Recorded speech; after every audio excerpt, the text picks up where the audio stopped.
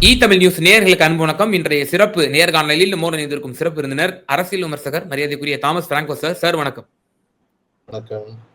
இன்றைய தினம் திரு விஜய் அவர்கள் ஒரு மாதத்திற்கு பிறகு அந்த ஸ்டாம்பீடால் பாதிக்கப்பட்ட இந்த உயிரிழந்த குடும்பத்தினர் வந்து மாமல்லபுரத்துல வந்து ஒரு பெரிய ரிசார்ட்ல ஒவ்வொருவரையும் ரகசியமாக ஒரு சந்திச்சிருக்கிறாரு.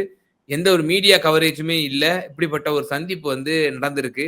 அதுல அவர் பல வாக்குறுதிகளும் கொடுத்திருக்கிறார். அவர் ரொம்பவே மனசு உடைஞ்சி வந்து அந்த மக்களை வந்து அணுகுனாரு அப்படிங்கிற தகவல்களும் ஒரு புறம் இருக்க, இத வந்து சட்ட ரீதியாக மற்றொரு கோணத்திலையும் வந்து வழக்கறிஞர்கள் ஒரு பார்வை முன்வைக்கிறாங்க. இவர் வந்து பாதிக்கப்பட்ட மக்களை வந்து அவர் இல்லத்துக்கு போய் சென்று சந்திக்கிறதுங்கிறது வேற. அவர் அழைச்சிட்டு வந்து ஒரு தனிமையில ஒரு ஒரு பங்களாவில் அடைச்சி வச்சுட்டு அவங்கள்ட்ட என்ன மாதிரி பேசுறாருங்கிறது வந்து நம்ம மிகவும் முக்கியமான விஷயம். ஏன்னா இவர் சம்பந்தப்பட்டவர்கள் எல்லாருமே சாட்சியங்கள். சிபிஐ நாளை பின்ன இவர்களை விசாரிக்கும் பொழுது இவர்கள் சாட்சியவே இவர்கள் வந்து திசை திருப்பும் உடைய நோக்கமாக கூட இந்த மீட்டிங் அமைஞ்சிடலாம் அப்படின்ற மாதிரியும் சொல்லப்படுது.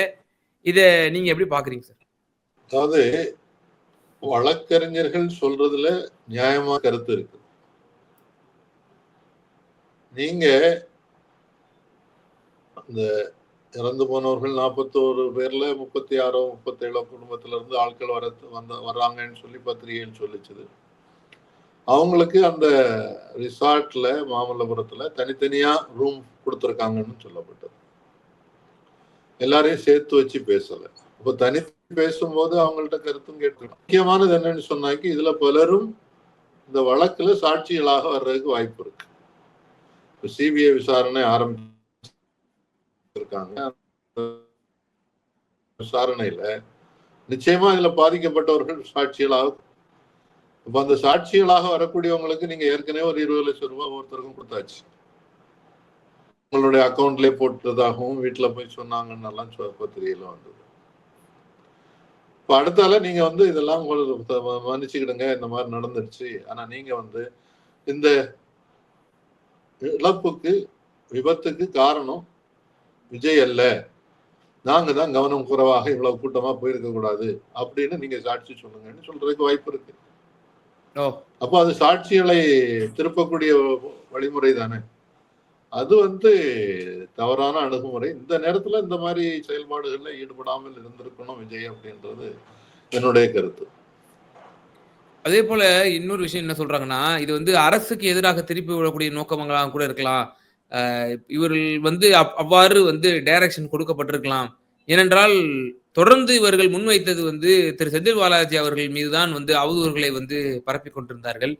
இப்போது அது சம்பந்தமாக கூட ஏதேனும் நீங்கள் சொல்வது போல அரசுக்கு எதிராக அதே போல நான் இதற்கு பொறுப்பல்ல என்பது போன்ற கருத்துக்களும் அங்கு முன்வைக்கப்பட்டிருக்கலாம் என்கிற ஒரு கருத்து சொல்லப்படுது. வாய்ப்பு இருக்கு. இப்போ ஏற்கனவே 20 லட்சம் கொடுத்தாச்சு. இனி உங்க குழந்தைகளுக்கு படிப்புக்கு ஏதாவது செலவு அது எது வேணாலும் நான் பார்த்துக்கிடுறேன், நீங்க எங்களுக்கு சார்பாக நாங்க என்ன சொல்லணுமோ சொல்லுங்க அப்படின்னு சொல்லியிருக்கிறதுக்கு வாய்ப்பு இருக்கு இல்லையா. ஏற்கனவே ஒரு பெண்மணி பேட்டி கொடுத்திருந்தாங்க. கணவர் வந்து என்னகிட்ட இருந்து பிரிஞ்சு போய் ரொம்ப காலம் ஆச்சு, அவர் எதுக்குமே வந்ததில்லை, இப்போ வந்து அவர் போய் வழக்கு போட்டாரு, எனக்கு தெரியவே தெரியாது அப்படின்னு சொல்லி அவர் பணத்தை வாங்கிடுறதுக்காக அந்த மாதிரி செய்தாருன்றத ஒரு 10 பெண்மணி பேட்டி கொடுத்திருந்தாங்க. அதே மாதிரி உச்ச நீதிமன்றத்தில் வழக்கு போட்டதுல சிலர் வந்து எங்க பேரை நாங்க சைனே போடல அப்படின்றதெல்லாம் சொல்லியிருக்கிறாங்க. ஸோ அப்போ அந்த மாதிரி குளறுபடிகள் இன்னும் நிறைய குளறுபடிகள் நடத்துறதுக்கான வாய்ப்பு இருக்கு. அது வந்து கண்டிக்கப்பட வேண்டியது. இத விஜயும் விஜயனுடைய கட்சியாளர்களும் தொடர்ந்து தவறான பாதையிலே சென்று கொண்டிருக்கிறார்கள் தான் நான் பார்க்கிறேன். சார், இப்போ சிபிஐனுடைய இந்த வழக்கு விசாரணை என்பது திசை மாறி செல்வதற்கும் இந்த ஒரு மீட்டிங், இந்த நடந்த ஆறுதலுக்கான இந்த ஒரு மீட்டிங் வந்து ஒரு அச்சாரமா அமைவதற்கும் வாய்ப்புகள் இருக்கா? சிபிஐ பற்றி நாம ஏற்கனவே பார்த்திருக்கிறோம். சிபிஐ வந்து ஆளும் கட்சிக்கு சார்பாகத்தான் இன்னைக்கு நிறைய வழக்குகளில் செயல்பட்டு கொண்டிருக்கிறது. அதனால சிபிஐ வந்து இந்த மாதிரி எதெல்லாம் வாய்ப்புகள் கிடைக்குமோ அதை அவங்களுக்கு சார்பாக பயன்படுத்திக்கிடுவாங்க. நான் ஏற்கனவே சொல்லியிருக்கிறேன். இந்த வழக்கு என்பது தேர்தல் வரை முடிக்காமலேயே நடந்து போயிட்டே இருக்கிறதுக்கு வாய்ப்பு இருக்கு. இல்ல தேர்தல் அனௌன்ஸ் பண்றதுக்கு நேரத்துல பொய்யான குற்றச்சாட்டுக்களை சிபிஐயே இல்ல இதுக்கு எல்லாத்துக்கும் பின்னணியா இருந்தது செந்தில் பாலாஜி தான், அதனால அவரை கைது செய்யறோம்னு கைது செய்யறதுக்கு வாய்ப்பு இருக்கு. அந்த மாதிரி செய்யும் போது திசை திருப்பக்கூடிய எல்லா முயற்சியும் ஆட்சியை கைப்பற்றுவதற்காக எல்லா தவறுகளும் நடக்கிறதுக்கு வாய்ப்பு இருக்கு. சிபிஐ இதுக்கு பல நேரங்கள்ல துணை போய் கொண்டிருக்கிறது என்பதைத்தான் கண்கூடாக பார்த்துட்டு இருக்கோம். ஸோ இந்த அபாய நிலையும் நீங்க விவரிக்கிறீங்க சார். இப்போ நாளைய தினம் சிபிஐ சம்பந்தப்பட்டது ஏற்கனவே எஃப்ஐஆர்ல தமிழ்நாடு காவல்துறை என்ன எஃப்ஐஆர் பதிவு செஞ்சதோ அதே எஃப்ஐஆர் தான் அவங்க கரூர் குற்றவியல் நீதிமன்றத்திலையும் சமர்ப்பிச்சிருந்தாங்க. சம்மன் அனுப்பியிருக்காங்க. A1 ஆக மதியழகன், A2 ஆக புசி ஆனந்த், A3 ஆக ஆதவ் அர்ஜுனா ஆகியோர் உள்ளடங்கிய அந்த எஃப்ஐஆர் இப்போது புசி ஆனந்த் மற்றும் நிர்மல்குமார் ஆகியோருக்கு சம்மன் அனுப்பி நாளை தினம் விசாரணைக்கு ஆஜராகும்படியும் சிபிஐ உத்தரவிட்டிருக்கிறத நம்ம பார்க்க முடிகிறது. இப்ப நாளை தினம் அவர்கள் அங்கு சென்று விசாரணைக்குள் அவர் வரும் பொழுது அவர்கள் கொடுக்கக்கூடிய வாக்குமூலம் மிகவும் முக்கியத்துவம் வாய்ந்தது.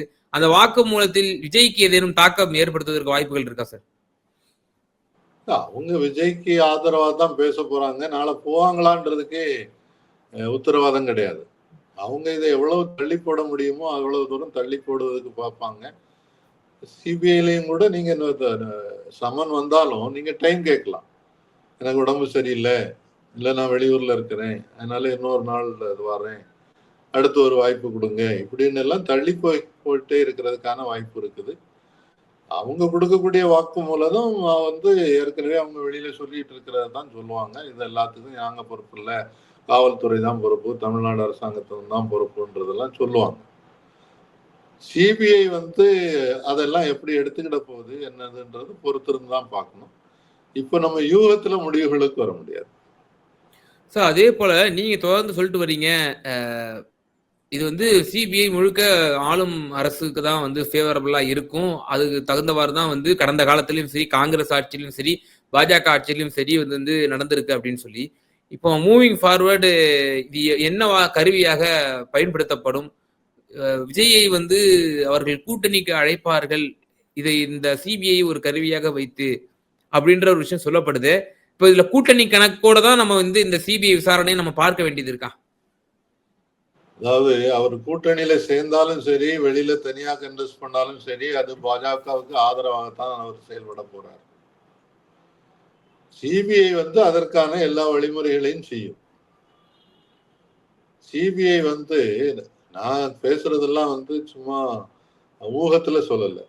25 பெரிய அரசியல் வழக்குகளில் 23 மிகப்பெரிய அரசியல்வாதிகள், மிகப்பெரிய குற்றச்சாட்டுகள், அஜித் பவருக்கு மேல எல்லாம் 30,000 கோடி ஊழல்னு சொல்லி பிரதமரே பேசியிருந்தார். அவங்க எல்லாம் ஆளும் கட்சியில போய் சேர்ந்த உடனே சிபிஐ அவங்களுக்கு மேல போட்ட வழக்கெல்லாம் அப்படியே எடுத்துட்டாங்களே, withdrawn the case. ஸோ அதனாலதான் அந்த நேர்மை என்பது இன்னைக்கு சிபிஐல இல்லை, ஆளுங்கட்சிக்கு ஆதரவாக இருக்குதுன்னு சொல்றேன்.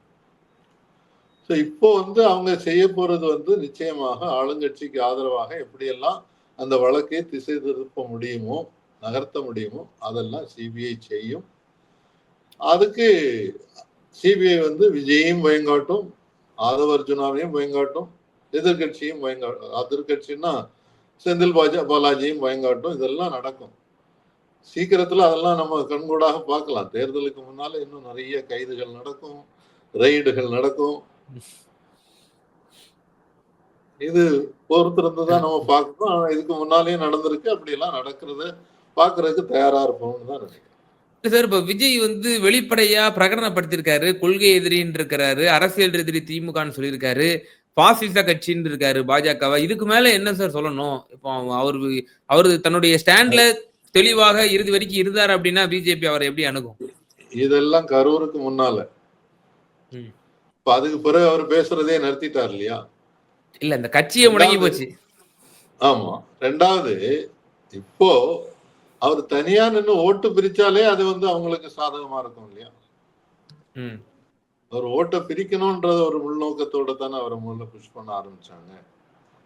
இப்போ அது பெரிய பிரயோஜனம் வராதுன்றதுனால இப்ப கூட்டணிக்கு வாங்க வாங்கன்னு கூப்பிட்டுட்டு இருக்காங்க. ஸோ கூட்டணியில இருந்தாலும் தனியா நின்னாலும் இன்னைக்கு என்னுடைய அனுமானத்துல விஜய்க்கு மேல இருந்த மரியாதை அவருடைய ரசிகர்கள் மத்தியிலையும் குறைஞ்சிக்கிட்டே போகுது. நிறைய செய்திகள் வெளியான பிறகு, நிறைய விவாதங்கள் ஊடகங்கள்ல நடக்கிறத பார்த்த பிறகு மக்களுடைய மனதில் குறிப்பாக இளைஞர்கள் இளம்பெண்கள் மத்தியில ஒரு மன மாற்றம் தெரிகிறது. அரசியல்னா என்னன்றதை இப்ப புரிய ஆரம்பிக்கிறாங்க, பேச ஆரம்பிக்கிறாங்க. நீங்களும் நிறைய சமூக ஊடகங்கள்ல மாணவர்கள் மாணவிகள் கூட கொடுக்கக்கூடிய பேட்டிகள் எல்லாம் பார்த்திருப்பீங்க. ஸோ அதனால அவருடைய நான் ஏற்கனவே ஒரு தடவை சொன்னேன், இதோட அவருடைய அரசியல் வாழ்க்கை முடிஞ்சு போறதுக்கான வாய்ப்பு இருக்குதுன்னு சொல்லி. அப்படியும் வர்றதுக்கு வாய்ப்பு இருக்கு. என்னைக்கு அவர் பாஜகவில் போய் தஞ்சம் புகுந்துட்டாரோ அதோட அவருடைய அரசியல் வாழ்க்கை முடிந்து போறதுக்கான வாய்ப்பு என்பது இப்ப நீங்க என்ன சொல்றீங்க? அப்படி கூட்டணிக்கு போயிட்டாரு, அடிபணிஞ்சு அவர் போயிட்டாருன்னா, அவரோட அரசியல் வாழ்க்கை அதோட முடிவுக்கு வருவதற்கு வாய்ப்புகள் இருக்கிறது அப்படின்ற மாதிரி கருத்தை சொல்றீங்க.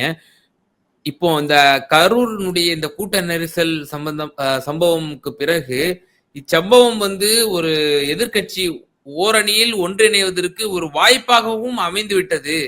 அதிமுக, பாஜக, அதே போல தாவேக இந்த ஒரு முக்கோண கூட்டணி ஒருவேளை அமைந்து விட்டது என்று சொன்னால் 200 தொகுதிகளுக்கு மேல் வெற்றி பெற வாய்ப்புகள் அதிமுக, பாஜக, தாவேக கூட்டணிக்கு இருக்கிறது என்று சொல்லி பெரிய பெரிய பத்திரிகையாளர்கள், வலதுசாரி சிந்தனையாளர்கள், குறிப்பா பல பத்திரிகையாளர்கள், நான் பேர் குறிப்பிட விரும்பல, அவங்க எல்லாம் வெளிப்படையா சொல்ல ஆரம்பிக்கிறாங்க. நிச்சயமா விஜய் ஒரு சின்ன காம்ப்ரமைஸ் பண்ணிக்கணும், 200+ சீட்ஸ் ஈஸியா டிஎம்கேவை நம்ம தோற்கடிக்கலாம் அப்படின்ற ஒரு இது சொல்றாங்க.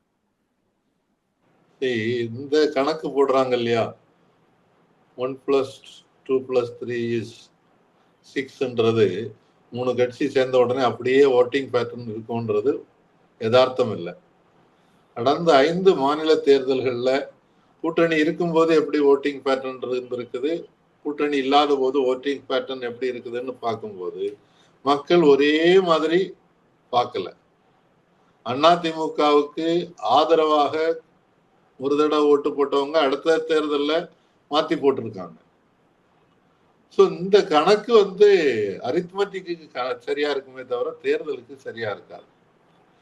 அந்த மாதிரி ஒரு கூட்டணி அணியும் போது அதனால அந்த கூட்டணிக்கு மேல அதுல இருக்கக்கூடிய கட்சிகளுக்கு மேல இருக்கக்கூடிய வெறுப்பு கூடுதலாக வர்றதுக்கு வாய்ப்பு இருக்கு. அதனால இன்னைக்கு அதிமுகவில் இருக்கக்கூடியவங்களே பலரும் திமுகவுக்கு ஓட்டு போடுறதுக்கான வாய்ப்பு இருக்கு. தாவேகாவோட இன்னைக்கு நிறைய இளைஞர்கள் இளம் பெண்கள் அவர் ஒரு பெரிய ஹீரோ, அவர் மாற்றம் கொண்டு வருவார் அப்படின்னு எல்லாம் பேசிட்டு இருக்கிறவங்க இந்த கூட்டணியில போய் சேர்ந்துட்டாருனாலே உடனடியாக அவங்களுடைய நம்பிக்கை போயிடும். அவங்க மாறி எதிர் கூட்டணிக்கு ஓட்டு போடுறதுக்கு வாய்ப்பு இருக்கு. ஸோ அதனால இந்த மாதிரி பத்திரிகையாளர்கள் வலதுசாரிகள்னு கரெக்டா நீங்க சேர்த்து சொன்னீங்க. பல பத்திரிகையாளர்களும் வலதுசாரிகளாகத்தான் செயல்பட்டு இருக்காங்க. அவங்க இந்த மாதிரி எல்லாம் சொல்லுவாங்க. Okay sir. நிச்சயமா பல்வேறு விவகாரங்கள்ல எங்க நேயர்களுக்கு ரொம்ப தெளிவா உங்களோட கருத்துக்களை பகிர்ந்தீங்க. ரொம்ப நன்றி. நன்றி, வணக்கம்.